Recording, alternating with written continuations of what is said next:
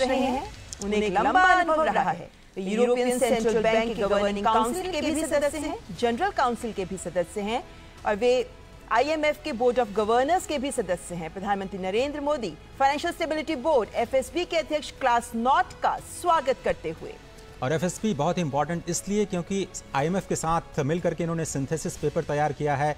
भारत ने जो अपनी प्रेसिडेंसी में क्रिप्टो को रेगुलेशन को लेकर के प्राथमिकता दिखाई, उस पर काफी इंपॉर्टेंट।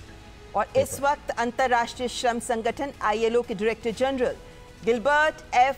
हांगबो, जिनका प्रवेश हो चुका है, वे ILO के 11वें डायरेक्टर जनरल हैं और वे पहले अफ्रीका महाद्वीप के नागरिक हैं जिन्हें ये पद मिला है। 2022 से ही वे इस पद पर आसीन हैं। अंतर्राष्ट्रीय श्रम संगठन के डायरेक्टर जनरल गिलबर्ट F. हांगबो का स्वागत करते हुए प्रधानमंत्री नरेंद्र मोदी, और ये हैंडशेक बहुत कुछ बयां करता है। और G20 की अध्यक्षता में मिनिस्ट्रियल कम्युनिके और आउटकम डॉक्यूमेंट जो कि लेबर पर है, उसको भी स्वीकार किया गया है। अंतर्राष्ट्रीय मुद्रा कोष IMF की मैनेजिंग डायरेक्टर क्रिस्टलिना जॉर्जिवा, जो वर्ल्ड बैंक की CEO भी रह चुकी हैं और 3 महीने के लिए इंटरिम प्रेसिडेंट भी वर्ल्ड बैंक ग्रुप की रह चुकी हैं। और कल हमने देखा कि जब इनका आगमन हुआ था हवाई अड्डे पर, तो भारत की संस्कृति को देख वे बेहद आनंदित हो रही थी, स्वयं भी नृत्य में जुड़ रही थी। और इसी जोश और उत्साह के साथ अंतर्राष्ट्रीय मुद्रा कोष की मैनेजिंग डायरेक्टर क्रिस्टलिना जॉर्जिवा का प्रवेश भारत मंडपम में। अरे बड़ा ही इंपॉर्टेंट स्टेटमेंट इन्होंने दिया कल ही कि इंडिया जो है एक शाइनिंग एग्जांपल है in a world of facing many uncertainties and the robust economic growth is primarily rooted in the significant structural reforms that India have overtaken. प्रधानमंत्री नरेंद्र मोदी IMF के चीफ का स्वागत करते हुए, और IMF की अध्यक्षता में बहुत सारे मुद्दों पर मंथन हुआ और भारत की प्रेसिडेंसी की जो प्राथमिकताएं हैं, IMF ने खुल करके उनका स्वागत किया और प्रेसिडेंसी को पूरा समर्थन IMF ने जताया है। IMF के कई सारे सिंथेसिस पेपर भी G20 लीडर्स की समीक्षा के लिए पहुंच चुके हैं। तो विभिन्न राष्ट्राध्यक्षों का पहुंचना जारी। संयुक्त राष्ट्र के सेक्रेटरी जनरल एंटोनियो गुटेरेस, जो इससे पहले United Nations high commissioner for refugees के कमिश्नर भी रह चुके हैं, 10 साल तक वे वंचित और संवेदनशील समूहों, उनके मुश्किलों को बहुत करीब से महसूस करते रहे हैं। ये ज्ञात रहे कि जब वो कमिश्नर फॉर रेफ्यूजीज थे, उस वक्त सीरिया, इराक, सूडान, यमन, इनके विस्थापितों का दर्द भी उन्होंने करीब से देखा है। वे पुर्तगाल के प्रधानमंत्री भी रह चुके हैं और सेक्रेटरी जनरल के तौर पर उन्होंने कई महत्वपूर्ण कार्य किए हैं, कई महत्वपूर्ण शुरुआत की हैं। और G20 की अध्यक्षता के लिहाज से यह समझना जरूरी है कि कल ही उन्होंने बड़ा बयान दिया कि यूनाइटेड नेशंस में भी रिफॉर्म के लिए वो तैयार हैं। यूनाइटेड नेशंस के चीफ के तौर पर यह बड़ा बयान, भारत की प्रेसिडेंसी में आना और भारत की प्रेसिडेंसी को समर्थन देना यूनाइटेड नेशंस की तरफ से एक बड़ा बयान। तो प्रधानमंत्री नरेंद्र मोदी इस वक्त सेक्रेटरी जनरल एंटोनियो गुटेरेस का स्वागत करते हुए।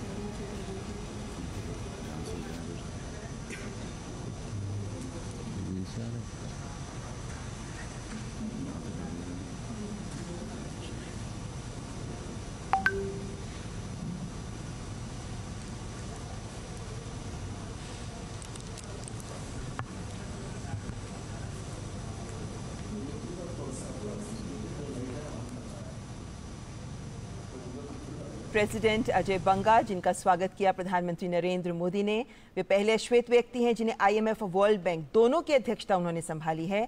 और महत्वपूर्ण बात कि उनका बिजनेस वर्ल्ड में भी काफ़ी महत्वपूर्ण अनुभव रहा है, जिसके बाद वे फिलहाल वर्ल्ड बैंक के प्रेसिडेंट और इस वक्त विश्व स्वास्थ्य संगठन WHO के director general doctor Tedros Adhanom Ghebreyesus, पहले डायरेक्टर जनरल जो अफ्रीकन रीजन से WHO के डायरेक्टर जनरल बने। उन्हें मलेरिया पर अनुसंधानकर्ता के रूप में विश्व में पहचाना जाता है और डायरेक्टर जनरल बनने से पहले वे वैश्विक स्वास्थ्य से भी जुड़े रहे हैं। Global fund to fight AIDS, malaria, tuberculosis के भी वे अध्यक्ष रहे हैं। और जिस वक्त कोविड महामारी ने पूरे विश्व को जकड़ लिया था, उस वक्त उनकी अध्यक्षता में WHO ने महत्वपूर्ण कार्य किए और इस स्थिति में विश्व के समक्ष एक महत्वपूर्ण उदाहरण भी प्रस्तुत किया। विश्व स्वास्थ्य संगठन के director general doctor Tedros Adhanom Ghebreyesus. G20 की अध्यक्षता में वन हेल्थ अप्रोच पर एक बड़ा फोकस और WHO की इसमें बहुत ही महत्वपूर्ण भूमिका।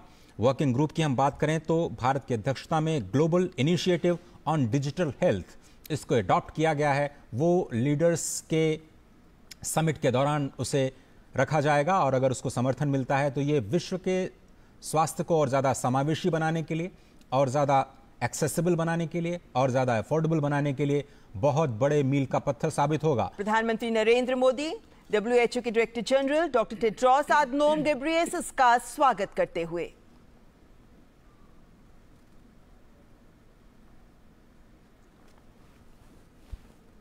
सांकेतिक रूप से लगता है कि उनका हालचाल पूछ रहे हैं प्रधानमंत्री। और अब स्क्रीन पर आप देख सकते हैं OECD यानी आर्थिक सहयोग और विकास संगठन के सेक्रेटरी जनरल मथियास कामन, जो ऑस्ट्रेलिया के वित्त मंत्री भी रह चुके हैं, प्रधानमंत्री नरेंद्र मोदी उनका स्वागत करते हुए।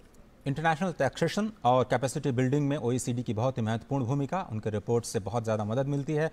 और जो G20 के वर्किंग ग्रुप हैं उनको अपनी चर्चाओं को और आगे बढ़ाने के लिए बहुत ही इंपॉर्टेंट इंटरनेशनल ऑर्गेनाइजेशंस जो कि इनवाइट किए जाते हैं G20 के सम्मेलन में बहुत ही खास इनपुट्स के लिए, जो डिसीजन मेकिंग में बहुत ही अहम भूमिका निभाते हैं। वैश्विक स्तर पर मुद्दों पर समावेशी विकास को समाहित करने में बहुत ही महत्वपूर्ण भूमिका निभाते हैं। और वर्ल्ड ट्रेड ऑर्गेनाइजेशन के डायरेक्टर जनरल गोजी ओकोंजो-इवियाला, जो पहली महिला डायरेक्टर जनरल रही हैं WTO की और पहली अफ्रीकी नागरिक जिन्हें WTO की अध्यक्षता मिली है, गोजी ओकोंजो-इवियाला, जो ग्लोबल फाइनेंस एक्सपर्ट हैं, इकोनॉमिस्ट हैं। Asia, Africa, Europe, Latin America, north America में काम करने का इन्हें 40 वर्षों का अनुभव रहा है और अंतर्राष्ट्रीय विकास के विशेषज्ञ इन्हें माना जाता है और फिलहाल WTO की अध्यक्षता संभाल रही हैं। 21वीं सदी के लिए WTO को तैयार करना, WTO में रिफॉर्म, इसकी लगातार बात करता रहा है भारत। और प्रधानमंत्री मोदी ने भी स्पष्ट तौर पर WTO में रिफॉर्म्स की वकालत की और ट्रेड एंड इन्वेस्टमेंट की वर्किंग ग्रुप में WTO मिनिस्ट्रियल मीटिंग में भारत इस मुद्दे पर लगातार बात करता रहा है कि विकासशील देशों को, ग्लोबल साउथ की आवाज़ को WTO में और ज़्यादा तरजीह दी जानी चाहिए। मार्केट एक्सेस में जो विकसित देश हैं, विकासशील देशों की मदद करें। प्रधानमंत्री नरेंद्र मोदी गोजी ओकोंजो-इवियाला WTO के डायरेक्टर जनरल का स्वागत करते हुए।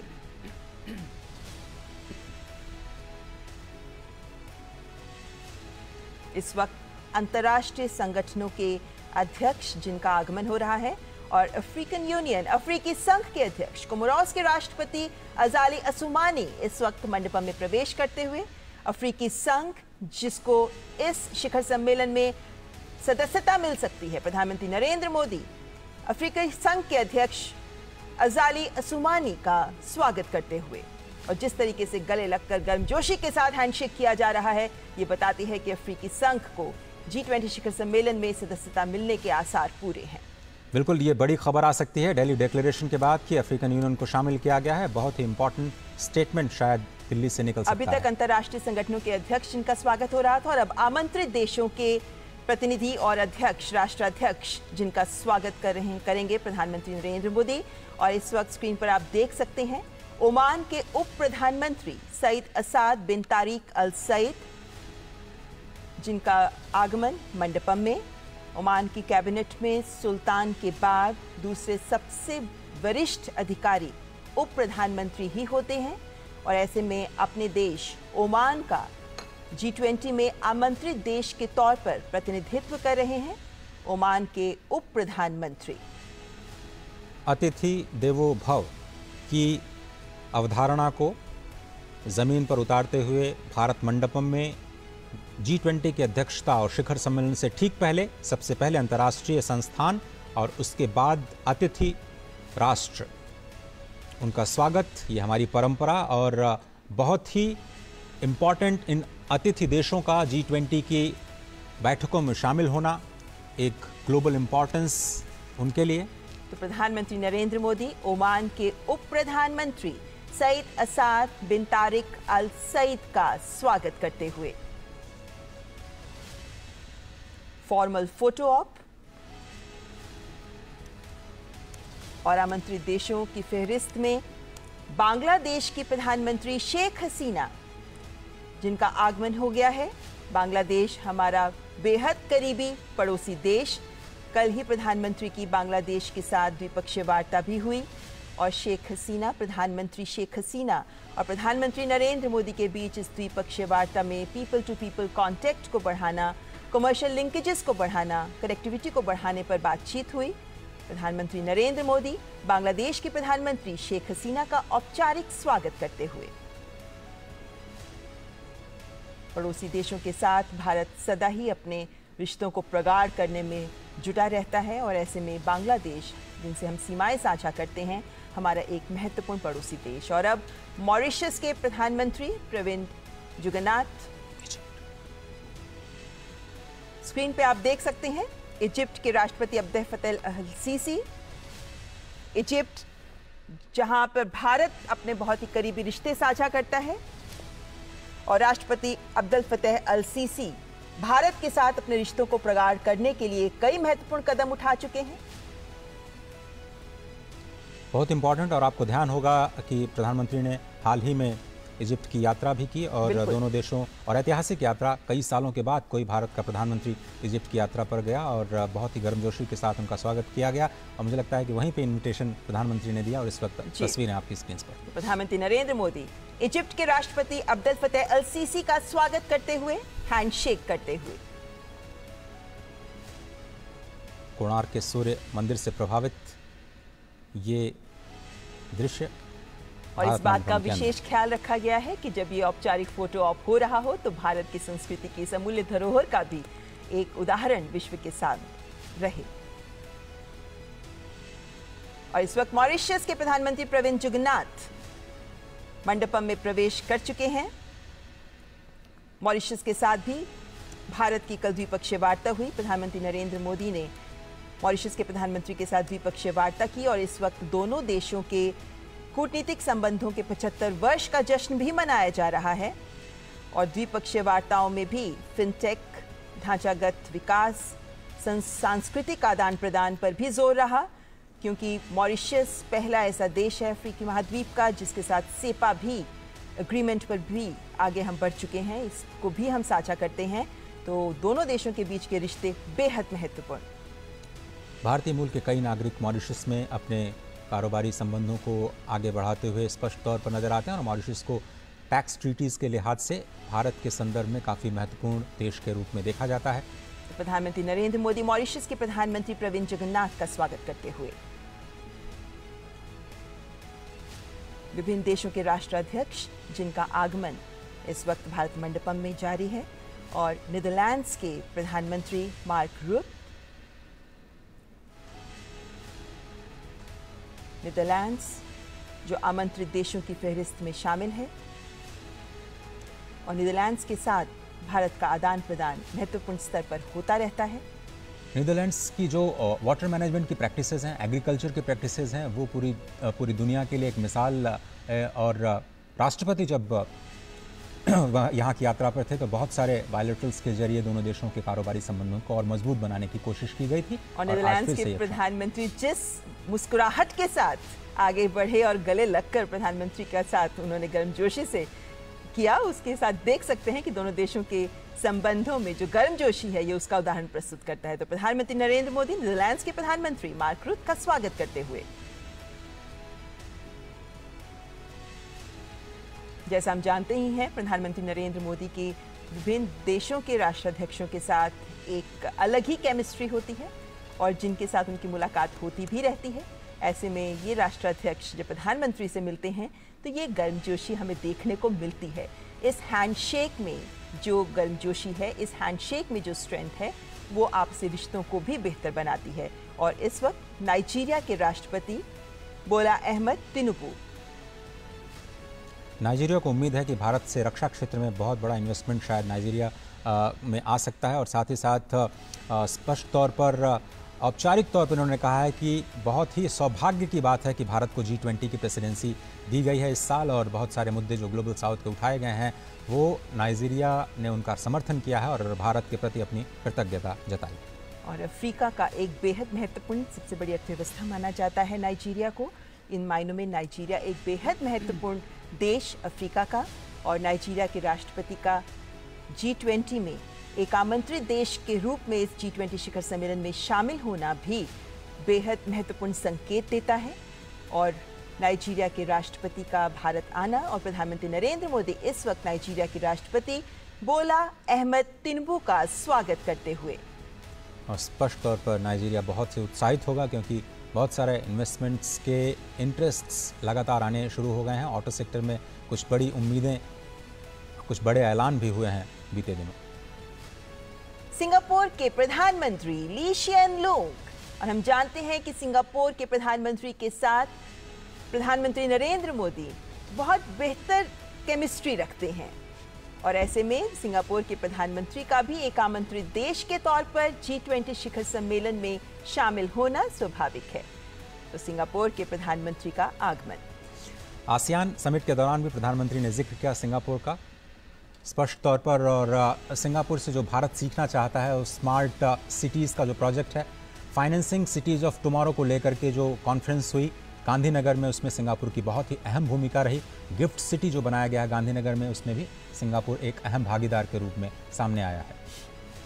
तो सिंगापुर के प्रधानमंत्री ली शिएन लूंग का स्वागत किया प्रधानमंत्री ने और विभिन्न देशों के राष्ट्राध्यक्षों का आगमन जारी है और उनका औपचारिक स्वागत प्रधानमंत्री नरेंद्र मोदी के द्वारा 18वें G20 शिखर सम्मेलन के दौरान किया जा रहा है। और ये योग वॉल जिसके आगे से सभी राष्ट्राध्यक्ष गुजर रहे हैं, महत्वपूर्ण। स्पेन की उपराष्ट्रपति नाडिया कैल्विनो सेंटामारिया,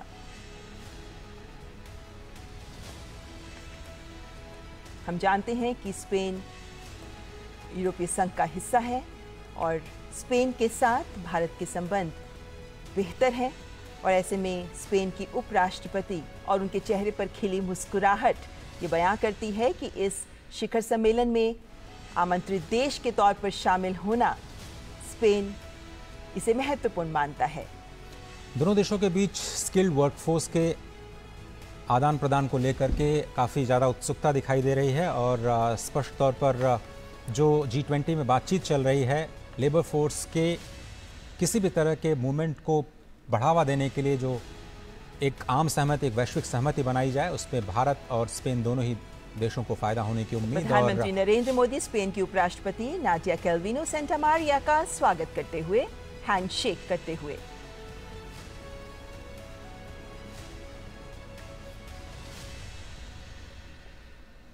नौ आमंत्रित देश इस बार 18वें G20 शिखर सम्मेलन में भारत की ओर से विशेष रूप से आमंत्रित देश, जिनमें आखिरी देश है UAE, संयुक्त अरब अमीरात। अब से थोड़ी देर पहले UAE के तरफ से अभी तक जो इनवाइटेड कंट्रीज हैं उनमें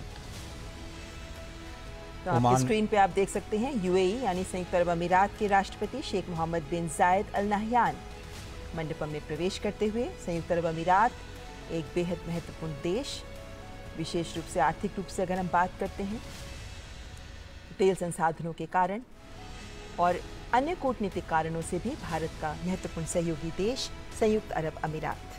फ्री ट्रेड एग्रीमेंट को लेकर के दोनों देश काफ़ी ज़्यादा उत्साहित और हाल ही में जो FTA किया गया है भारत की तरफ से, उसका फ़ायदा अब ज़मीन पर दिखने लगा है। रोज़गार के लिहाज से, GDP के लिहाज से और दोनों देशों के बीच जो ट्रेड रिलेशंस हैं उसको बढ़ाने में इस FTA की बहुत अहम भूमिका रही है और बहुत सारे भारतीय सऊदी अरब में जो कार्य करते हैं उनको लेकर के लेवल प्लेइंग फील्ड दी जाए और उनको असिस्टेंस दिया जाए और आप केमिस्ट्री स्पष्ट तौर पर देख सकते हैं। तो प्रधानमंत्री नरेंद्र मोदी UAE यानी संयुक्त अरब अमीरात के राष्ट्रपति शेख मोहम्मद बिन जायद अल नहयान का स्वागत करते हुए न केवल हैंडशेक बल्कि दोनों हाथों से उनके हाथों को थामते हुए उन्हें गले लगाते हुए। तो अब तक 9 आमंत्रित देश Oman, Bangladesh, Egypt, Mauritius, Netherlands, Nigeria, Singapore, Spain और यूएई, इन 9 आमंत्रित देशों के राष्ट्राध्यक्ष अब भारत मंडपम में प्रवेश कर चुके हैं और अब बारी है G20 के सदस्य देशों। हम जानते हैं कि G20 के सदस्य देशों में भारत समेत 19 देश और साथ में यूरोपीय संघ शामिल है और इन विभिन्न देशों के राष्ट्राध्यक्षों का भी अब एक एक कर प्रधानमंत्री नरेंद्र मोदी स्वागत करेंगे। हालांकि अभी फ्रांस के राष्ट्रपति मैनुअल मैक्रों का भारत आगमन का इंतजार है, लेकिन बाकी सभी राष्ट्राध्यक्ष भारत पहुंच चुके हैं, तो इन सभी का स्वागत करेंगे प्रधानमंत्री नरेंद्र मोदी। और भारत मंडपम अपनी पूरी खूबसूरती के साथ इस वक्त मौसम की भी खूबसूरती को समेटे हुए यहाँ अपने विदेशी मेहमानों का स्वागत कर रहा है।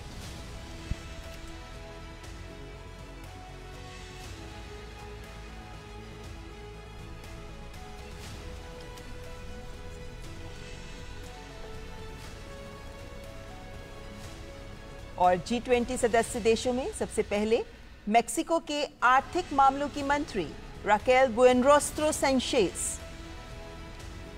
मेक्सिको को विकासशील देशों की एक सशक्त आवाज़ के रूप में देखा जाता है और एग्रीकल्चर को लेकर के जो वहाँ पे बेस्ट प्रैक्टिसेस हैं उनसे सीखने की कोशिश पूरी दुनिया करती रही है। एग्रीकल्चर वर्किंग ग्रुप में भी मेक्सिको की अहम भूमिका रही है। किस तरह से खाद्य सुरक्षा को लेकर के जो खाद की कीमतों में हमने उछाल देखा कोविड के दौरान, रशिया यूक्रेन क्राइसिस के दौरान, उसमें कैसे सभी लोग मिलकर के फूड सिक्योरिटी की जो समस्या है उस पर आम राय, आम सहमति बना पाएँ, उसमें मेक्सिको ने एक अहम योगदान दिया। और स्पष्ट तौर पर G20 के सदस्य देश के रूप में भारत और मेक्सिको के न केवल द्विपक्षीय संबंध बल्कि G20 के मंच पर भी इन दोनों देशों का विकासशील देश के तौर पर अपने विचारों को रखना काफ़ी अहम। तो मेक्सिको की आर्थिक मामलों की मंत्री राकेल बुएनरोस्ट्रो सैंचेज का स्वागत करते हुए प्रधानमंत्री नरेंद्र मोदी। मेक्सिको के राष्ट्राध्यक्ष का ही G20 शिखर सम्मेलन में आना था, लेकिन स्वास्थ्य कारणों से वे नहीं आ पाए, तो मेक्सिको का प्रतिनिधित्व कर रही वहां के आर्थिक मामलों की मंत्री। तो G20 के सदस्य देशों के राष्ट्राध्यक्षों का और प्रतिनिधियों का इस वक्त आना जारी है और भारत मंडपम में उनका औपचारिक स्वागत किया जा रहा है। भारत मंडपम जो 18वें G20 शिखर सम्मेलन का केंद्र, भारत मंडपम जहां से उम्मीद की जा रही है कि दिल्ली घोषणा पत्र एक मजबूत आवाज ग्लोबल साउथ के देशों की बनकर उभरेगा। यहां से एक ऐसी दिशा दी जाएगी जिससे विश्व समावेशी विकास और मानव कल्याण की ओर कदम बढ़ाएगा। G20 शिखर सम्मेलन भारत की अध्यक्षता में नया अध्याय लिख पाएगा, इस बात की भी उम्मीद की जा रही है।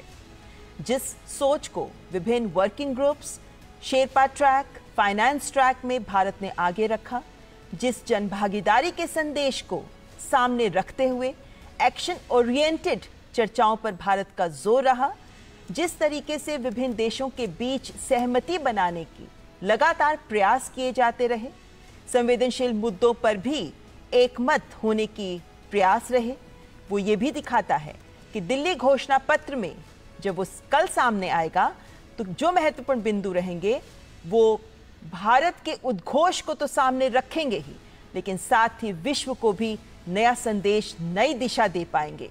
क्योंकि ये संदेश जो इस भारत मंडपम से निकलेगा, ये संदेश पूरे विश्व के कल्याण और पूरे विश्व के विकास के संदेश के साथ जुड़ा हुआ होगा। वसुधैव कुटुंबकम, ये थीम एक सर्वसमावेशी थीम, तभी भारत एक पृथ्वी, एक कुटुंब, एक भविष्य की बात कर रहा है और इसीलिए इन्हीं विभिन्न मुद्दों पर सहमति बनाने के प्रयास इस भारत मंडपम में कुछ ही पलों बाद शुरू हो जाएंगे, जब औपचारिक स्वागत के बाद पहला सत्र एक पृथ्वी का आगाज होगा। और जैसा कि आप जानते हैं कि प्रधानमंत्री नरेंद्र मोदी ने जब से अध्यक्षता संभाली, उनका पहला फोकस यही रहा कि G20 के पूरे उत्सव को लोगों के साथ जोड़ा जाए और वैश्विक जो चुनौतियां हैं उनके लिए एक सशक्त मंच तैयार किया जाए, जिसमें सभी की आवाज़ सुनी जाए, सभी के विचारों को एक मंच दिया जाए और एक साझा समाधान निकालने की कोशिश की जाए। ये तस्वीरें बहुत ही महत्वपूर्ण, जिसका जिक्र लगातार हम सुबह से कर रहे हैं। भारत मंडपम के ठीक आगे नटराज की भव्य मूर्ति भारत के सांस्कृतिक उद्भव और जिसको हम कहते हैं कि सभ्यता और संस्कृति की एक पावन धारा के रूप में जो भारत अपने आप को, भारत जिसका नाम ही है कि जहाँ पर लोग ज्ञान प्राप्त करने में प्रयासरत रहते हैं, और इसीलिए भारत मंडपम इस शब्द को भी बार बार रेखांकित करने का प्रयास किया जा रहा है। ये भव्य और दिव्य तस्वीरें आपको प्रगति मैदान में स्थित नए भारत मंडपम से सीधे हम आपके लिए खास तौर पर लेकर के आए हैं, जहां पर अब से थोड़ी ही देर बाद G20 शिखर सम्मेलन 2023 भारत की अध्यक्षता में शिखर सम्मेलन यानी लीडर्स अब दिल्ली डिक्लेरेशन पर अपनी अंतिम मुहर लगाएंगे। कौन से मुद्दे, कौन सी प्राथमिकताएं जो भारत ने रखी, जिन पर वैश्विक सहमति बनती है, पूरी दुनिया की निगाहें इस वक्त टिकी हुई हैं, क्योंकि प्राथमिकताएं बहुत बड़ी भारत की ओर से। अर्जेंटीना के राष्ट्रपति एल्बर्टो फर्नांडिस 2018 में जब अर्जेंटीना ने G20 की अध्यक्षता की तो उस वक्त फूड सिक्योरिटी को एक मुद्दा बनाया। शायद किसी को नहीं पता होगा कि उसके बाद कोविड और उसके बाद रशिया और यूक्रेन क्राइसिस के बाद फूड इनसिक्योरिटी दुनिया के लिए सबसे बड़ी चुनौती बन जाएगा। लेकिन आज भारत ने जबरदस्त लीडरशिप का परिचय दिया। Fuel crisis, food crisis, fertiliser crisis, 3F की जो क्राइसिस है उसको सेंटर में रखते हुए वार्ताओं के जरिए कैसे इस संकट का एक साझा हल निकाला जाए, पुरजोर कोशिश की भारत ने अपनी ओर से।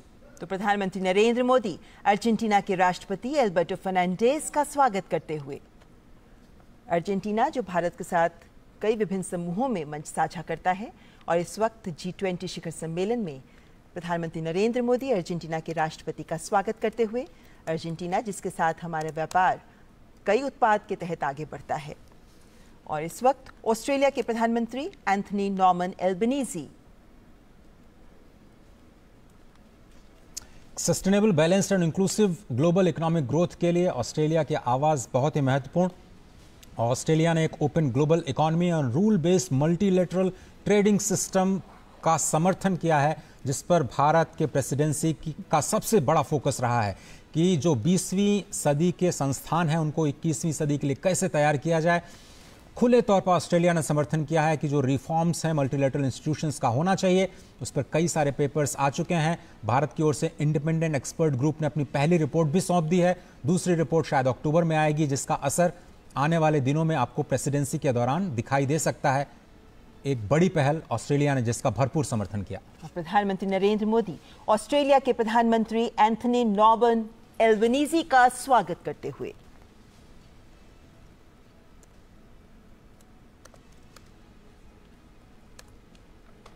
ऑस्ट्रेलिया जिसके साथ भारत अपने संबंधों को विभिन्न स्तरों पर आगे बढ़ा रहा है, और इस वक्त ऑस्ट्रेलियन प्रधानमंत्री एंथनी एल्बनीजी का प्रधानमंत्री ने स्वागत किया।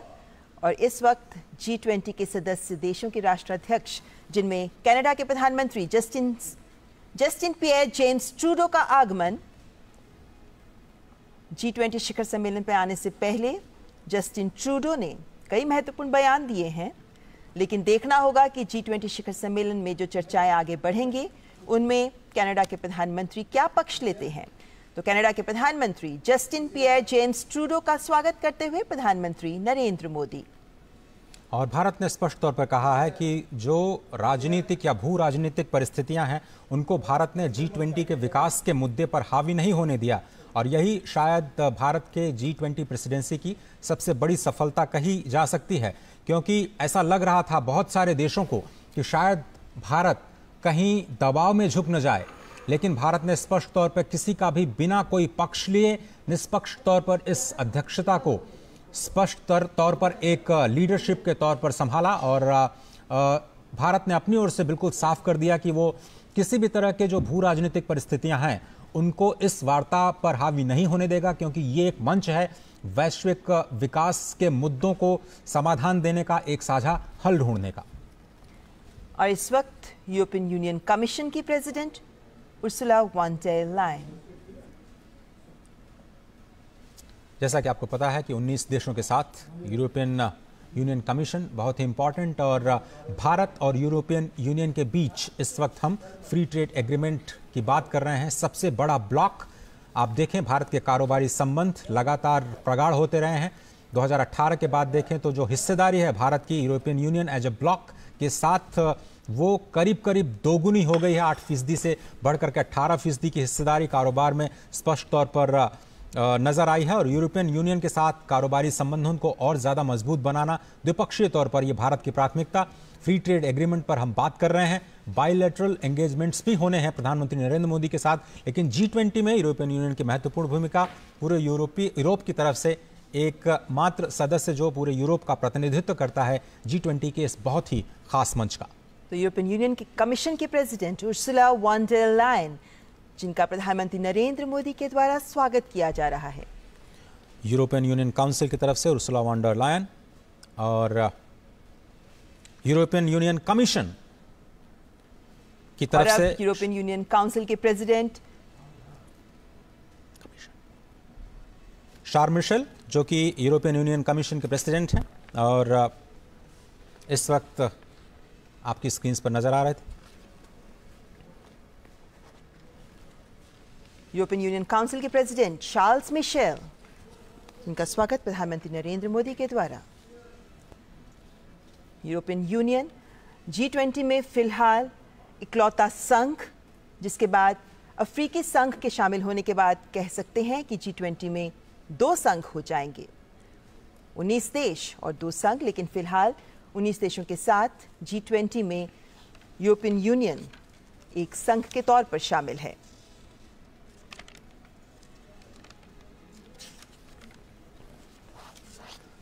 जैसा कि आपको पता है कि भारत की प्राथमिकताएं बहुत स्पष्ट हैं, इंक्लूसिव डेवलपमेंट को बढ़ावा देना है और ये G20 की प्राथमिकताओं में शामिल।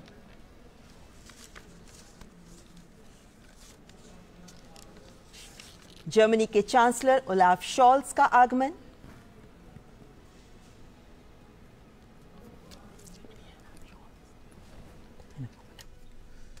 G7 में जर्मनी की बहुत महत्वपूर्ण भूमिका, और G7 के मंच पर जब प्रधानमंत्री नरेंद्र मोदी गए थे तो स्पष्ट तौर पर उनका भव्य स्वागत किया गया था, और वहां पर जो क्लाइमेट जस्टिस को लेकर के आवाज़ें उठी थी उसको जर्मनी का भरपूर समर्थन मिला था। जर्मनी और भारत के बीच में पीपल टू पीपल कनेक्ट को लेकर के और ज़्यादा रिश्तों को मजबूत करना और साथ ही साथ द्विपक्षीय संबंधों को बढ़ावा देना, उस पर भी निगाह रहेगी। लेकिन G20 के मंच पर जर्मनी की बहुत ही खास भूमिका वैश्विक मुद्दों पर सहमति बनाने के लिहाज से। प्रधानमंत्री नरेंद्र मोदी जर्मनी के चांसलर ओलाफ शॉल्ज का स्वागत करते हुए उनके स्वास्थ्य का हालचाल भी जानते हुए प्रधानमंत्री नरेंद्र मोदी अपनी ज़बरदस्त केमिस्ट्री के जरिए, और ये देखा जा सकता है कि जैसे WHO के डायरेक्टर जनरल, उनका भी थोड़ा स्वास्थ्य नासाज था, प्रधानमंत्री ने उनका भी स्वास्थ्य पूछा, लेकिन ये भी दिखाता है महत्व G20 शिखर सम्मेलन का, जहां विभिन्न राष्ट्राध्यक्षों और संगठनों के अध्यक्षों के द्वारा ये प्रयास किया गया है कि वे इसमें ज़रूर शिरकत करें, ज़रूर शामिल हों, क्योंकि इस वक्त का G20 शिखर सम्मेलन इस दौर में पूरा विश्व वक्त के उस मुहाने पर खड़ा है जब चुनौतियां बहुत भीषण हैं और चुनौतियां बहुत मुखर हैं। ऐसे में इस कठिन वक्त में विश्व को अगर आगे लेकर जाना है तो उसमें इस G20 शिखर सम्मेलन में लिए गए निर्णय महत्वपूर्ण भूमिका निभाएंगे। और इसीलिए इस वक्त जो औपचारिक स्वागत आमंत्रित देशों के राष्ट्राध्यक्षों का, G20 सदस्य देशों का और अंतर्राष्ट्रीय संगठनों के अध्यक्षों का किया जा रहा है, ये भी दिखाता है कि इनका यहाँ आना, इस शिखर सम्मेलन में इन सभी संगठनों और राष्ट्रों के अध्यक्षों की उपस्थिति हमारे लिए भी मायने रखती है, G20 के लिए भी मायने रखती है। भारत मंडपम जो बेसब्री से प्रतीक्षा कर रहा है उन मेहमानों की जिनका भी आगमन का इंतजार है, और विभिन्न राष्ट्राध्यक्ष जो अब से कुछ ही देर बाद जब फॉर्मल सेशंस शुरू होंगे तो गंभीर समस्याएं विश्व के सामने जो उपस्थित हैं उन पर मंथन करेंगे, उन पर चिंतन करेंगे, ताकि इन चर्चाओं और इस विमर्श से कुछ ठोस नतीजे सामने आ सकें, ऐसे नतीजे जो एक्शन ओरिएंटेड हों, ताकि विभिन्न देश सामूहिक जिम्मेदारी निभाते हुए इन निर्णयों को लेकर आगे बढ़ सकें। सामूहिक जिम्मेदारी सर्वसमावेशी विश्व के विकास की, सामूहिक जिम्मेदारी वैश्विक चुनौतियों से निपटने की, सामूहिक जिम्मेदारी वसुधैव कुटुंबकम के तहत एक पृथ्वी, एक कुटुंब, एक भविष्य के मंत्र को साकार करने की। और इस वक्त इटली की प्रधानमंत्री जॉर्जिया मेलोनी, जो इटली की पहली महिला प्रधानमंत्री हैं, मात्र 15 वर्ष की आयु में वे इटालियन सोशल मूवमेंट से जुड़ गई थीं। 21 वर्ष की आयु में ही वे रोम की काउंसलर चयनित हो गई थीं। 29 वर्ष की आयु में ही वे सांसद भी बन गई थीं और 2022 में ही उन्होंने इटली के प्रधानमंत्री पद को संभाला। 2020 में जब इटली ने G20 की अध्यक्षता संभाली, उस वक्त कोविड-19 का जो क्राइसिस था वो काफ़ी अपनी जड़ें जमा चुका था। ऐसे में रोम डिक्लेरेशन, जिसमें स्वास्थ्य को लेकर के एक साझे प्रयास के तौर पर जो प्रेसिडेंसी की थी, इटली ने उसे काफ़ी सराहा गया था और इटली ने भी भरपूर समर्थन दिया है भारत की G20 प्रेसिडेंसी का। केमिस्ट्री आपकी स्क्रीन पर। प्रधानमंत्री नरेंद्र मोदी इटली के प्रधानमंत्री जॉर्जिया मेलोनी का स्वागत करते हुए सस्टेनेबल डेवलपमेंट गोल्स को लेकर के दोनों देश लगातार एक दूसरे का सहयोग करते हुए स्पष्ट तौर पर नजर आते रहे हैं। और जिस तरह से हम लगातार आपको बता रहे हैं कि G20 प्रेसिडेंसी पूरी अभी तक जो देखी है हमने 1 दिसंबर 2022 से महत्वपूर्ण स्तंभों पर नजर आती हुई। जापान के प्रधानमंत्री फुमियो किशिदा जो पूर्व प्रधानमंत्री शिंजो आबे की सरकार में विदेश मंत्री भी रह चुके हैं 2012 से 2017 तक, और इसीलिए भारत के साथ संबंधों को वे पूरी तरह और बेहतरीन तरीके से परिभाषित कर रहे हैं। जापान एक महत्वपूर्ण देश है हमारे लिए, जिसके साथ हम विभिन्न मंचों पर हम सहयोगी के तौर पर काम करते हैं।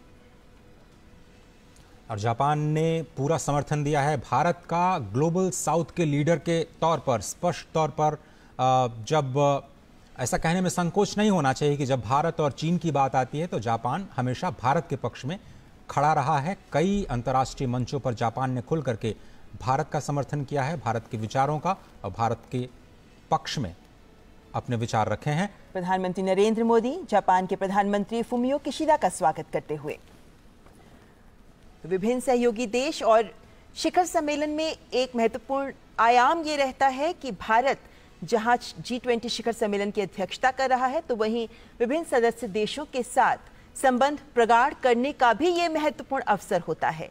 ऐसे में लगभग 15 बायलैटरल्स भी प्रधानमंत्री की प्लान है, जिनमें से कल हमने देखा कि 3 देशों के साथ द्विपक्षीय वार्ताएं हुई, जिसके बाद आज भी सबकी नजरें रहेंगी, जब उम्मीद की जा रही है कि यूके, जर्मनी, फ्रांस के साथ भी और अन्य देशों के साथ भी प्रधानमंत्री द्विपक्षीय वार्ताएं करेंगे। और इस वक्त दक्षिण कोरिया के राष्ट्रपति यून सुक योल दोनों देशों के बीच मित्रता की 50वीं वर्षगांठ दोनों ही देश मनाते हुए और एक स्पेशल कैंपेन G20 से ठीक पहले चलाया गया, जिसमें दोनों देश एक साझी विरासत, विश्वास की विरासत को आगे ले जाने पर सहमत हुए हैं, मित्रता को और प्रगाढ़ करते हुए। और G7 समिट में भी प्रधानमंत्री नरेंद्र मोदी की मुलाकात इनसे हुई और अब G20 का मंच तैयार, और पूरे साल हमने सहयोग देखा कोरिया का भारत की तमाम प्राथमिकताओं पर, और स्पष्ट तौर पर सांस्कृतिक लिहाज से दोनों देश और ज़्यादा करीब आते हुए। तो दक्षिण कोरिया के राष्ट्रपति यून सुक योल, जिनका स्वागत कर रहे हैं प्रधानमंत्री नरेंद्र मोदी, तो कई सदस्य देश जिनके आगमन का इंतजार, और प्रधानमंत्री नरेंद्र मोदी विशेष रूप से इस औपचारिक स्वागत कार्यक्रम को आगे बढ़ाते हुए G20 शिखर सम्मेलन, जिससे पूरे विश्व को उम्मीदें हैं, और जिन देशों को यहाँ G20 शिखर सम्मेलन में जिनके फ्लैग्स हम देख सकते हैं मंडपम के बाहर सजे हुए, लेकिन इन सभी देशों के ऊपर जिम्मेदारी है, ये जिम्मेदारी है कि इस शिखर सम्मेलन से कुछ ठोस निकलकर सामने आए, कुछ ऐसा निकलकर सामने आए जो विश्व के विकास को गति दे सके। इस वक्त कोविड महामारी से कितने ही देश हैं जो उबर रहे हैं। इस वक्त कोविड महामारी के बाद विभिन्न देशों की अर्थव्यवस्थाएं चरमराई हुई हैं। ऐसे में सभी देशों को एकजुट होकर आगे बढ़ने का आह्वान कर रहा है भारत इस भारत मंडपम से। और इस वक्त दक्षिण अफ्रीका के राष्ट्रपति एम सिरिल रामाफोसा एक महत्वपूर्ण शख्सियत हैं। श्री एम सिरिल रामाफोसा जो रंग भेद विरोधी कार्यकर्ता रहे हैं, ट्रेड यूनियन के नेता रहे हैं, पेशे से व्यापारी भी रहे हैं। 2014 से 2018 तक आप दक्षिण अफ्रीका के उपराष्ट्रपति रहे और अब दक्षिण अफ्रीका के राष्ट्रपति के पद पर विराजमान। और G20 शिखर सम्मेलन में दक्षिण अफ्रीका के राष्ट्रपति एम सिरिल रामाफोसा का आगमन। हाल ही में ब्रिक्स समिट की सफल मेजबानी करने के बाद अब G20 के मंच पर दोनों ही नेता एक बार फिर से कुछ ही दिनों में मिलते हुए विकासशील देशों के साझा हितों को वैश्विक मंच प्रदान करते हुए दोनों देशों के संबंध कारोबारी तौर पर, सांस्कृतिक तौर पर और मानवीय तौर पर बहुत ही प्रगाढ़, बहुत ही प्राचीन। प्रधानमंत्री नरेंद्र मोदी दक्षिण अफ्रीका के राष्ट्रपति एम सिरिल रामाफोसा का स्वागत करते हुए, हैंडशेक करते हुए, फॉर्मल फोटो ऑप देते हुए।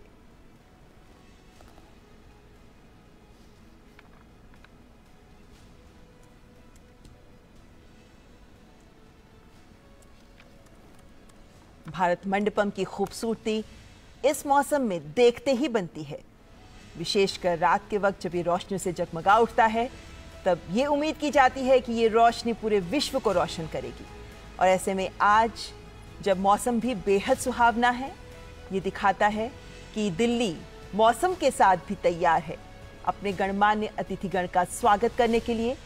ये विभिन्न देशों के राष्ट्राध्यक्ष जो शक्तिशाली नेता हैं और ये विभिन्न राष्ट्र जो वैश्विक अर्थव्यवस्था में शक्तिशाली राष्ट्र के रूप में विराजमान हैं, इन सभी राष्ट्रों का और राष्ट्राध्यक्षों का एक ही मंच पर आज उपस्थित होना महत्वपूर्ण संकेत। और इस वक्त तुर्की के राष्ट्रपति रिसेप तैयप एर्दोआन का भारत मंडपम में आगमन। 2003 से 2014 तक आप तुर्की के प्रधानमंत्री रहे हैं। इससे पहले आप इस्तांबुल के मेयर भी रहे हैं और अब तुर्की के राष्ट्रपति के तौर पर महत्वपूर्ण जिम्मेदारी निभाते हुए और G20 के मंच पर अपने देश को प्रस्तुत करते हुए। तुर्की ने 2015 में G20 की अध्यक्षता संभाली थी और उस वक्त इंक्लूसिवनेस, इन्वेस्टमेंट और इम्प्लीमेंटेशन के 3I के इर्द गिर्द पूरी की पूरी प्रेसिडेंसी तुर्की की थी। और भारत की प्रेसिडेंसी में इंक्लूसिव एक पहला एजेंडा जिसको कहा जा सकता है और एक्शन ओरिएंटेड जो हमारा अंतिम एजेंडा है जिसको आप इम्प्लीमेंटेशन के साथ जोड़ सकते हैं। तो दोनों ही प्रेसिडेंसी में काफ़ी समानता दिखाई देती हुई और बहुत ही। और 2015 में जब तुर्की की अध्यक्षता में G20 शिखर सम्मेलन हुआ था, तब W20 विमेन 20 का भी एंगेजमेंट ग्रुप जिसका निर्माण किया गया था, जिसका गठन किया गया था और वहीं से महिला विमर्श के मुद्दों को भी आगे बढ़ाया गया, जिससे पहले G20 में कोई महिलाओं के मुद्दे पर विमर्श का अलग से कोई समूह नहीं था। तो तुर्की के राष्ट्रपति रिसेप तैयप एर्दोआन का स्वागत करते हुए प्रधानमंत्री नरेंद्र मोदी। इंक्लूसिवनेस की जब भी बात होती है, महिलाओं की भागीदारी बहुत ही महत्वपूर्ण। और इस वक्त आप देख सकते हैं यूनाइटेड किंगडम के प्रधानमंत्री ऋषि सुनक का आगमन भारत मंडपम में। भारतीय मूल के पहले व्यक्ति जो यूनाइटेड किंगडम के प्रधानमंत्री पद तक पहुंचे हैं, पहले ब्रिटिश एशियन जिन्होंने पद संभाला है। और आप पहले राजकोष के चांसलर भी रह चुके हैं, ट्रेजरी के मुख्य सचिव भी रहे देश में, और अब यूनाइटेड किंगडम के प्रधानमंत्री पद को संभालते हुए ऋषि सुनक, हमने देखा कि कल जैसे ही वे हवाई जहाज से उतरे, उन्होंने सबसे पहले प्रणाम किया। और इस वक्त प्रधानमंत्री नरेंद्र मोदी गर्मजोशी के साथ गले मिलते हुए ऋषि सुनक के साथ और हैंडशेक करते हुए औपचारिक स्वागत। G20 का समर्थन और सबकी निगाहें होंगी भारत UK FTA वार्ता पर, जो कि बहुत ही फाइनल स्टेज में है और दोनों नेता इसको अंतिम रूप दे सकते हैं। पूरी दुनिया की निगाहें इस पर होंगी कि भारत UK FTA को लेकर के दोनों देश कैसे आगे बढ़ते हैं। और G20 के सभी मुद्दों पर समर्थन करते हुए ऋषि सुनक स्पष्ट तौर पर, खुले तौर पर, औपचारिक तौर पर भारत का समर्थन और प्रधानमंत्री नरेंद्र मोदी की लीडरशिप की तारीफ कर चुके हैं।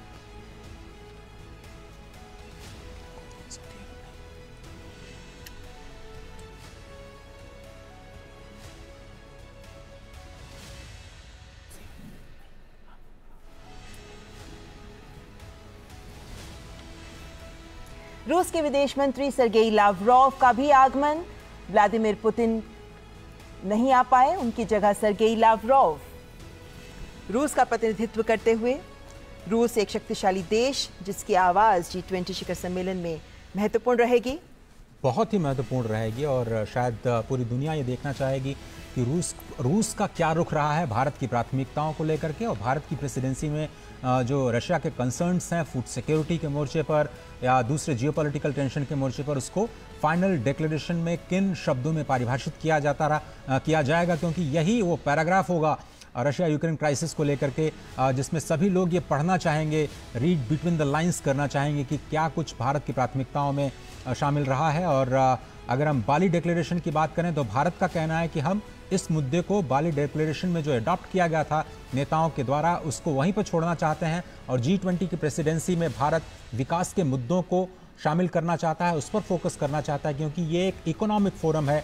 जियोपॉलिटिकल टेंशंस को स्थान देने का इस फोरम, इसे एक मंच नहीं बनाया जा सकता, इसलिए ये मुद्दा बहुत ही इंपॉर्टेंट रहने वाला है। और लगातार हम कल से देख रहे हैं कि फॉरेन मीडिया भारतीय प्रतिनिधियों से भी बात कर रहा है कि कैसे इस मुद्दे को देखा जाएगा। और वैसे देखें तो बाली डिक्लेरेशन में भी रूस यूक्रेन संघर्ष के मुद्दे पर अंत में जाकर सहमति बन पाई थी, जिसके बाद सही शब्दों के साथ पंक्तियों को जोड़ा गया था और बाली डिक्लेरेशन सामने आया था। लेकिन उम्मीद की जा रही है कि इस बार भारत जिस तरीके से पूरे विश्व के विकास की बात कर रहा है, ऐसे में विभिन्न देश अपने सोच और एजेंडे को एक तरफ रखते हुए विश्व की बेहतरी के लिए एकजुट होने का आह्वान में भारत के साथ जुड़ेंगे।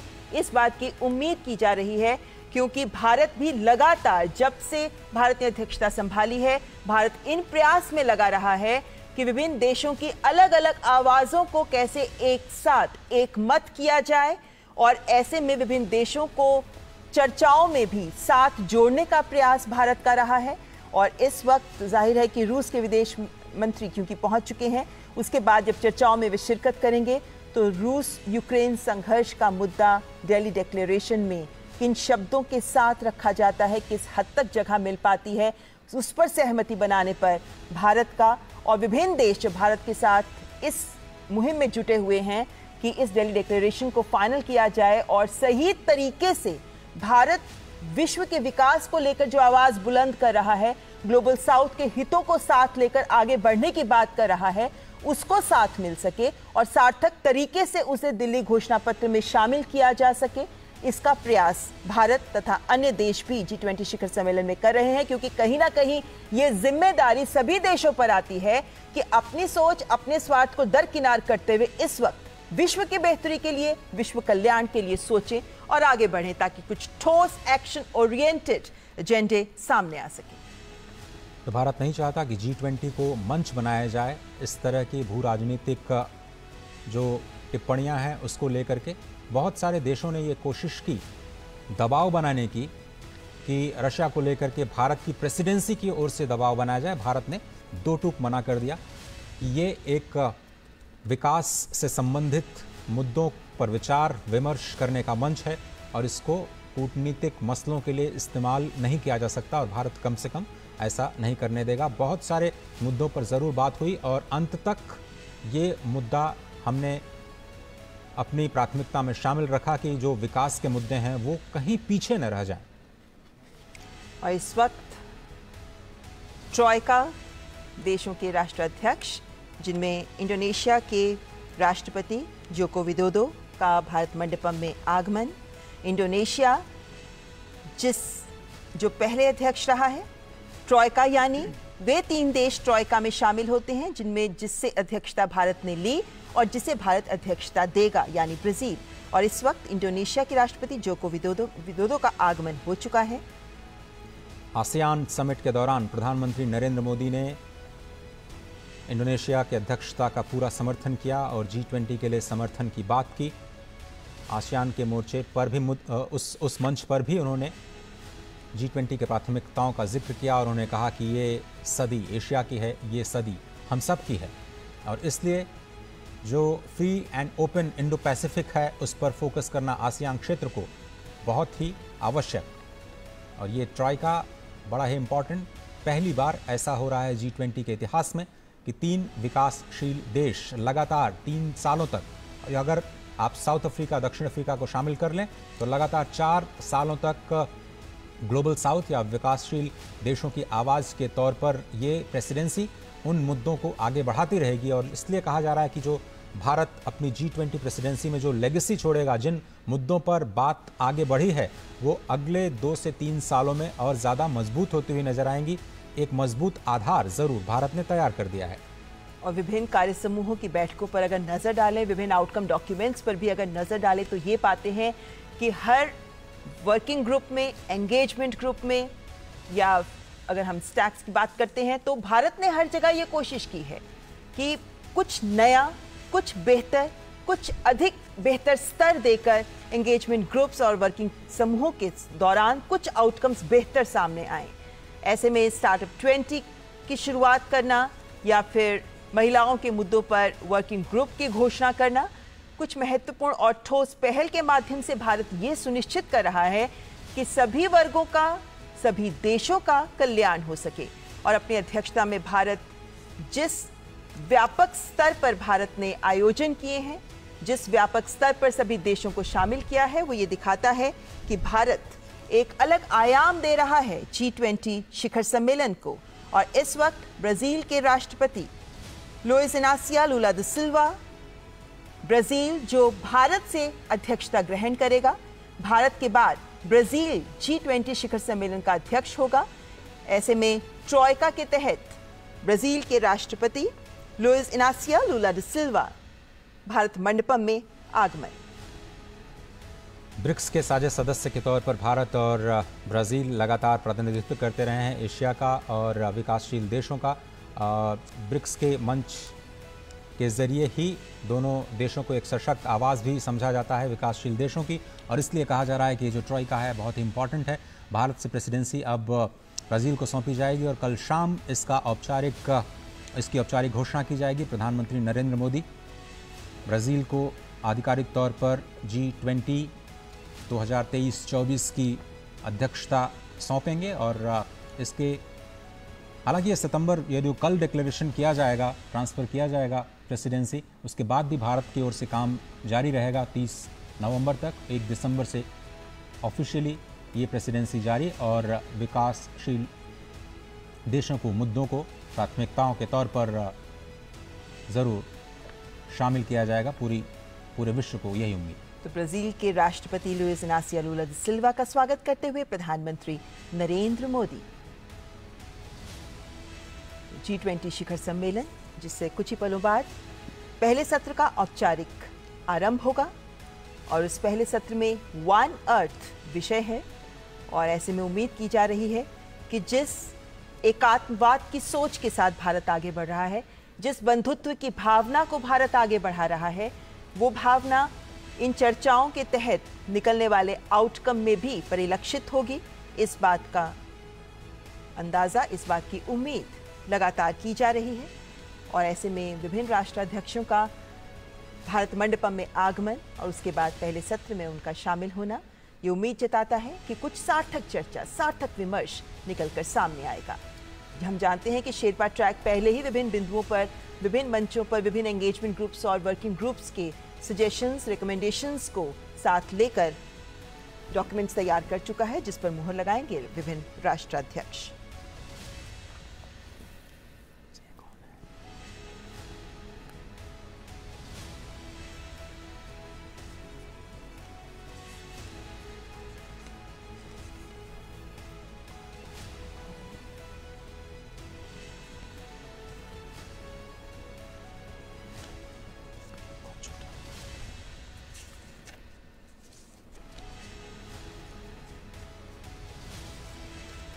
भारत मंडपम में विभिन्न देशों के राष्ट्राध्यक्षों का आगमन जारी। प्रधानमंत्री नरेंद्र मोदी कर रहे हैं औपचारिक स्वागत और इस औपचारिक स्वागत के बाद फोटो ऑप के बाद शुरुआत होगी पहले सत्र की। और चीन के प्रधानमंत्री ली चियांग का स्वागत करते हुए प्रधानमंत्री नरेंद्र मोदी। चीन जो G20 शिखर सम्मेलन के विभिन्न मंचों पर, विभिन्न चर्चाओं में कुछ मुद्दों पर सवाल उठाता रहा है, लेकिन उम्मीद की जा रही है कि जो आउटकम डॉक्यूमेंट आएगा उसमें एकमत, सहमति मिल पाएगी। भारत के वित्त मंत्री के साथ चीन के जो समकक्ष हैं वित्त मंत्री, उनकी मुलाकात गांधीनगर में हुई थी और उसके बाद ये उम्मीदें अब उठने लगी हैं कि चीन बहुत सारे मुद्दों पर शायद भारत का समर्थन कर सकता है, भारत की प्रेसिडेंसी का समर्थन कर सकता है। देखना होगा कि विकास के मुद्दों पर किस तरह से, फूड सिक्योरिटी के मुद्दे पर, डेट रेजोल्यूशन के मुद्दे पर चीन का क्या रुख रहता है और भारत की प्रेसिडेंसी में जो प्राथमिकताएं तय की गई हैं, चाहे वो मल्टीलेटरल इंस्टीट्यूशंस का रिफॉर्म हो या फिर सस्टेनेबल डेवलपमेंट गोल्स की समीक्षा करना हो, क्योंकि शायद वो सबसे बड़ी चुनौती है। 2030 तक प्रधानमंत्री मोदी ने कहा कि इस वक्त हम मध्य में खड़े हैं जब इसकी समीक्षा करना बहुत ज़रूरी है। किसी को पता नहीं था कि रशिया यूक्रेन क्राइसिस और कोविड जैसी दो संकटों से पूरी दुनिया का सामना होगा और उसका असर SDGs के जो लक्ष्य हैं उन पर स्पष्ट तौर पर दिखाई देगा। ऐसे में अब रिकवरी की तरफ वर्ल्ड का पूरे विश्व का फोकस जो है वो अब जाता हुआ और इस रिकवरी को कैसे और ज़्यादा स्ट्रांग बनाया जाए, कैसे इंक्लूसिव बनाया जाए, उस पर लगातार भारत की प्रेसिडेंसी ने काम किया है और उसका नतीजा आज और कल की लीडरशिप समिट के दौरान पूरी दुनिया को दिखाई देगा। इस वक्त जो 18वां G20 शिखर सम्मेलन का आयोजन हो रहा है, ये उस दौर में हो रहा है जब विश्व कोविड महामारी से बाहर निकल रहा है। बहुत से देश ऐसे हैं जो अभी कोविड महामारी से उबर रहे हैं। ऐसे में जो चुनौतियां सबके सामने हैं, खासतौर पर विकासशील देशों के सामने, हालांकि G20 हमेशा से एक आर्थिक मंच रहा है, लेकिन पिछले कुछ वर्षों में अन्य महत्वपूर्ण मुद्दे भी इसके साथ जुड़ गए हैं और उसी के चलते इस बार के G20 शिखर सम्मेलन को भारत ने नए आयाम देने का प्रयास किया है। और ये भारत मंडपम के दृश्य जो सीधे आप तक पहुंच रहे हैं, ये भारत मंडपम जिसमें अब से कुछ ही पलों के बाद, औपचारिक स्वागत के बाद कुछ ही पलों बाद पहले सत्र का शुभारंभ हो जाएगा और जिसमें गंभीर विमर्श, गंभीर चिंतन सामने आ सकता है। भारत इस वक्त इस बात को सुनिश्चित कर रहा है कि सभी देश एकजुट हों। ऐसे में जब पूरे विश्व में इस वक्त देखा जा रहा है कि सब अपने स्वार्थ, अपने विकास को लेकर आगे बढ़ रहे हैं, भारत ने एक आवाज बुलंद की कि विश्व को एकजुट होकर आगे बढ़ना होगा, तभी संपूर्ण विश्व का विकास हो पाएगा। जलवायु परिवर्तन की चुनौती हमारे सामने है, सतत विकास लक्ष्यों को 2030 तक हासिल करने की चुनौती हमारे सामने है। ऐसे में कोई भी देश अकेला इन लक्ष्यों को प्राप्त नहीं कर सकता। ऐसे में सभी को एक मत होकर एक पृथ्वी के लिए कार्य करना जरूरी है, क्योंकि सभी देश एक दूसरे से इंटरकनेक्टेड हैं, जुड़े हुए हैं। इसीलिए सभी देशों को एकजुट होकर, सबको एक साथ मिलकर एक कुटुंब की तरह निर्णय लेने होंगे और ठोस कार्य को आगे लेकर, लक्ष्यों को लेकर आगे बढ़ना होगा। तभी हम साझा भविष्य, एक भविष्य हासिल कर पाएंगे।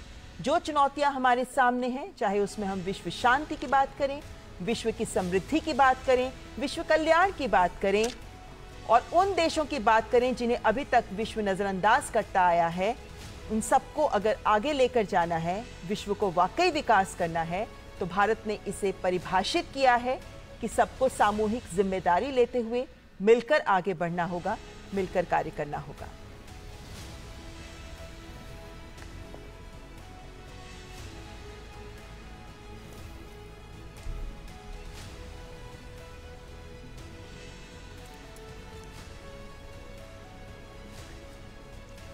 भारत मंडपम से सीधे तस्वीरें आप देख रहे हैं और औपचारिक स्वागत का कार्यक्रम अब समाप्त हो चुका है।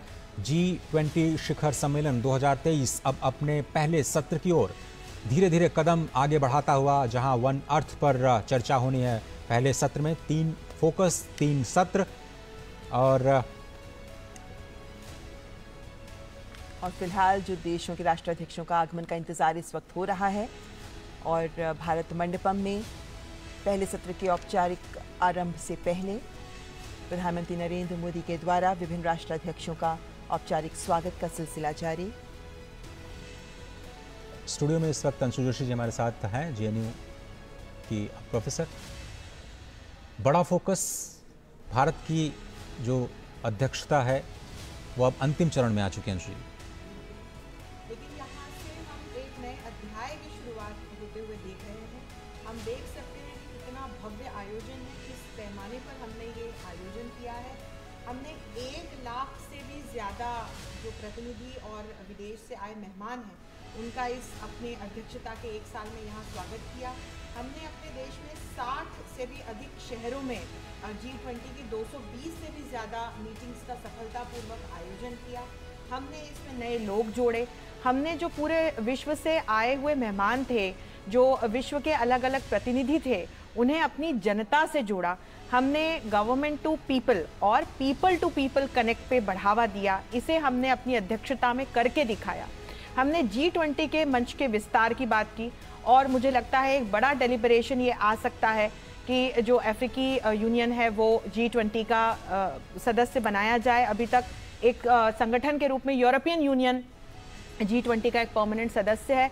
और हम ये भी देख सकते हैं कि किस तरह से हमने समावेशी विकास को लेकर, सतत विकास को लेकर, साझा विकास को लेकर न सिर्फ अपने यूनिलैटरल लेवल पे और बायलैटरल लेवल पे, हमने मल्टीलैटरल लेवल पर भी G20 के अध्यक्ष के रूप में अलग अलग सफल प्रयास किए। और अब मुझे लगता है कि आज और कल जो घोषणाएं होंगी, जो तमाम रिपोर्ट्स प्रस्तुत होंगी, जो राष्ट्राध्यक्ष अपने विचार प्रस्तुत करेंगे, उसमें हम भारत के इस महत्वपूर्ण योगदान को देख पाएंगे। क्योंकि भारत मंडपम में यूएसए अमेरिका के राष्ट्रपति जो बाइडेन का आगमन हो चुका है।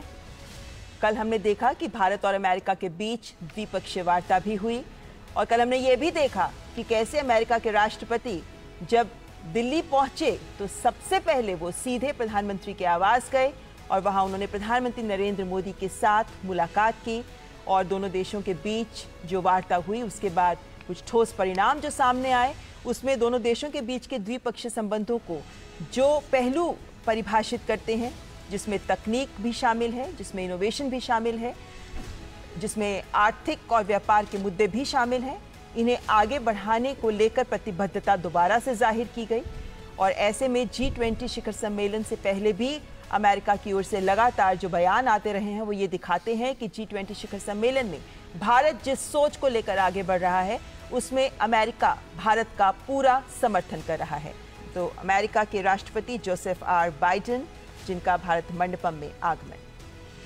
और अमेरिका के पहले स्टेट विजिट के दौरान जिन मुद्दों की शुरुआत प्रधानमंत्री मोदी ने की थी उसको और आगे बढ़ाते हुए दोनों ही नेता अपने द्विपक्षीय वार्ता के दौरान और G20 के मंच पर भी जो वैश्विक मुद्दे हैं, भारत की प्राथमिकता के मुद्दे हैं, अमेरिका ने उनका खुल करके स्वागत किया है।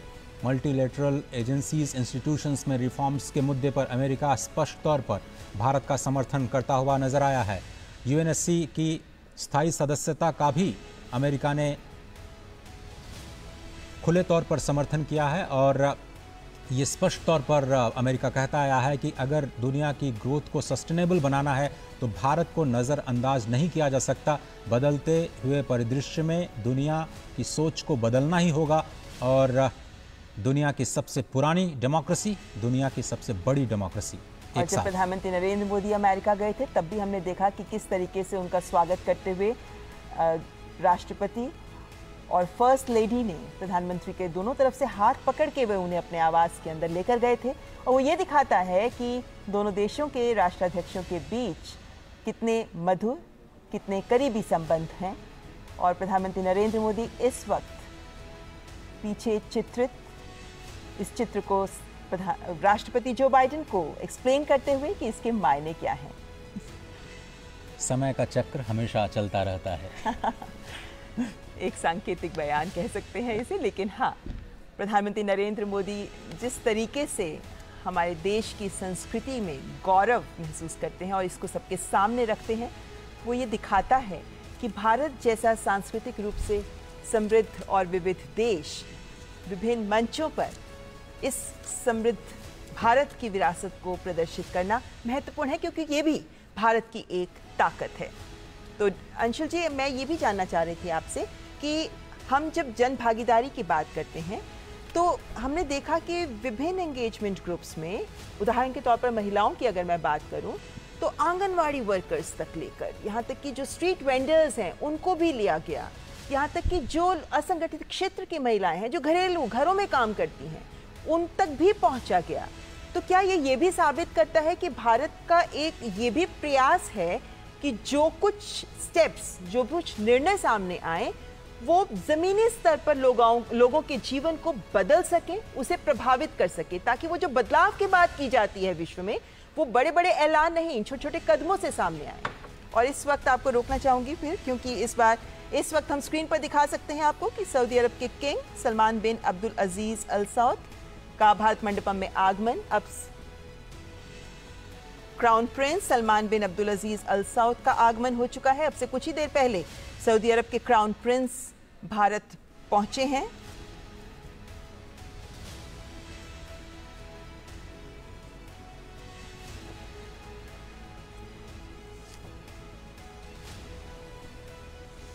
सऊदी अरब के क्राउन प्रिंस मोहम्मद बिन सलमान भारत मंडपम पहुंच चुके हैं और इस वक्त कुछ ही देर पहले हमने देखा कि उनका भारत में आगमन हुआ था और सऊदी अरब के क्राउन प्रिंस का स्वागत प्रधानमंत्री नरेंद्र मोदी के द्वारा किया जाएगा भारत मंडपम में।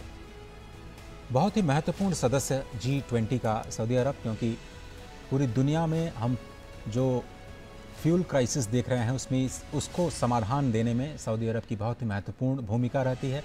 और जो कच्चे तेल की कीमतें हैं पूरी दुनिया की अर्थव्यवस्थाओं को प्रभावित करती हैं। ऐसे में ये जो लीडरशिप दिखाई गई है सऊदी अरब की ओर से, भारत के G20 के प्रेसिडेंसी के दौरान तमाम वर्किंग ग्रुप्स के दौरान जो एनर्जी सिक्योरिटी का मुद्दा है उसमें एक बहुत ही मजबूत स्तंभ के रूप में सऊदी अरब ने एक महत्वपूर्ण भूमिका निभाई है और भारत के G20 का समर्थन किया। तो सऊदी अरब के क्राउन प्रिंस मोहम्मद बिन सलमान का प्रधानमंत्री नरेंद्र मोदी के द्वारा स्वागत करते हुए और इसी के साथ विभिन्न राष्ट्राध्यक्षों और अंतर्राष्ट्रीय संगठनों के अध्यक्षों का स्वागत का कार्यक्रम औपचारिक रूप से संपन्न हुआ, जिसके बाद अब प्रथम सत्र वन अर्थ की शुरुआत होगी और इस सत्र में पृथ्वी को लेकर कैसे विभिन्न देश महत्वपूर्ण कदम उठा सकते हैं, एक पृथ्वी, अपने पृथ्वी के संरक्षण को लेकर देश क्या कुछ कर सकते हैं। ऐसे में अभी तक विभिन्न कार्य समूहों में और एंगेजमेंट ग्रुप्स में जो बातें निकलकर सामने आई, जिसके आधार पर शेरपा ट्रैक में डॉक्यूमेंट तैयार किया गया, ऐसे में विभिन्न देश उस पर मंथन करेंगे ताकि कुछ ठोस नतीजे लेकर सामने आ सके। और इस वक्त दूरदर्शन नेटवर्क के जो टेक्निकल टीम है उसकी भी तारीफ करना बहुत ही आवश्यक है। आप देखें कि कितने कैमरा एंगल्स के